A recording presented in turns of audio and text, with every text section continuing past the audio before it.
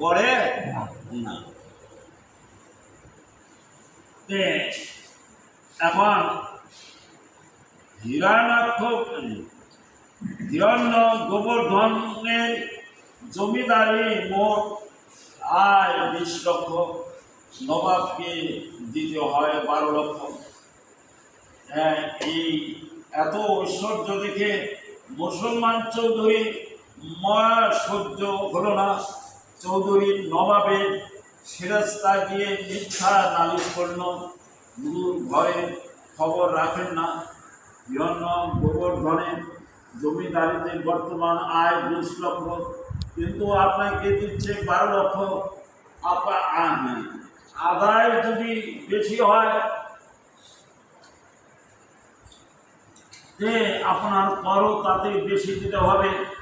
নবাব বললেন, তুমি ঠিকই বলছ, তলব রাজাকে কম দিয়ে নিজে বেশি নিজে নিচ্ছে, কেমন কথা? হিরণ্য গোবর্ধন বন্দি করো। হিরণ্য গোবর্ধন এই কথা শুনে পালালেন এবং নবাবের সৈন্য বাড়ি ফিরল। তাদের না পেয়ে শ্রী রঘুনাথ দাসকে বেঁধে নিয়ে গেল, তাকে কারাগারে রাখল। উজির ধমক দিয়ে বললেন, তোমার বাপ জ্যাঠা কোথায়? হরে কৃষ্ণ। ঘটনা সত্য যে সবাই তো সবকিছু সহ্য করতে পারে। যে এই যে ছেলেটা ছিল, তখন উনি বললো যে 20 লক্ষ টাকা আয় করে, তার মধ্যে কর আপনাকে কম দেয়।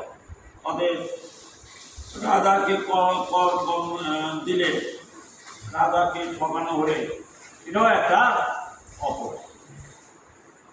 এই জন্য কী করলেন, শেষে ওই নবাব বললেন গোবর্ধনকে 2 ভাইকে বন্দি করে।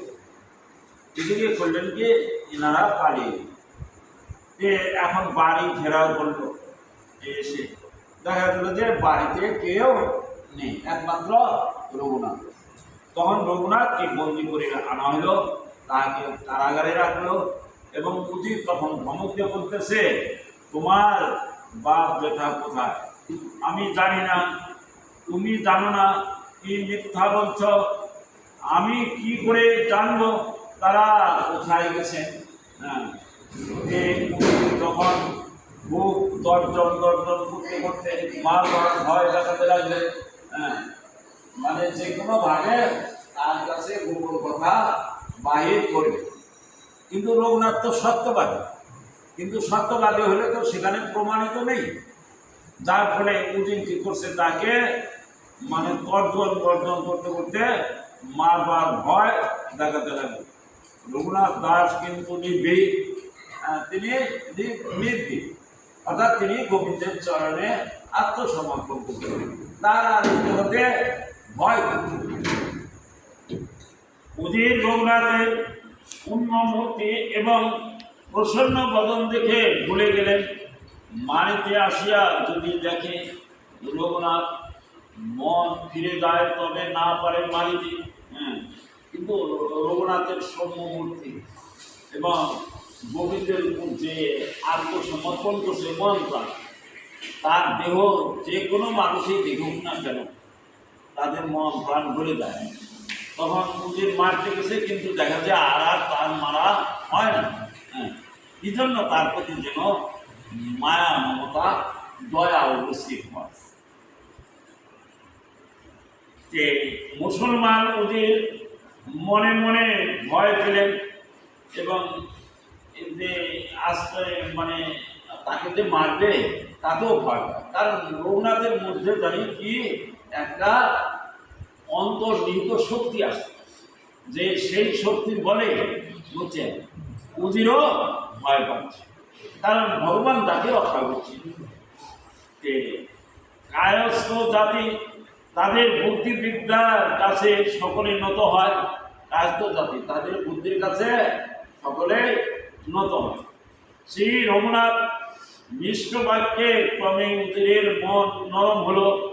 যে রঘুনাথ তো ধরেন যারা সাধু মহন্ত তারা তো কাম ক্রোধে বশীভূত নয়, তখন তারা কি করলেন, রঘুনাথ এমনভাবে কথা বললেন, উজিরের মন তখন নরম হয়ে গেল। বলতে লাগলেন, তোমার বাপ জ্যাঠা এত টাকা পাচ্ছে, আমাদের বেশি দিচ্ছে না।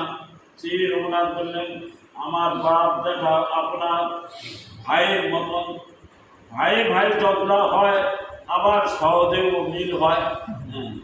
যে আমার বাপ জ্যাঠা হলো ভাই, ভাই ভাইয়ের ঝগড়া হয়, কিন্তু আবার মিলও হয়। আমি যেমন পিতার পুত্র, তেমনি আপনারও পুত্র।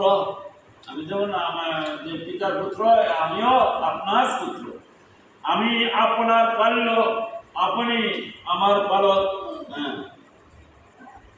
হ্যাঁ, আমি হলাম আপনার পালল, আপনি যদি পালন করেন আমি বেঁচে থাকবো, আর যদি পালন না করেন তাহলে আমি বাঁচতে পারবো না।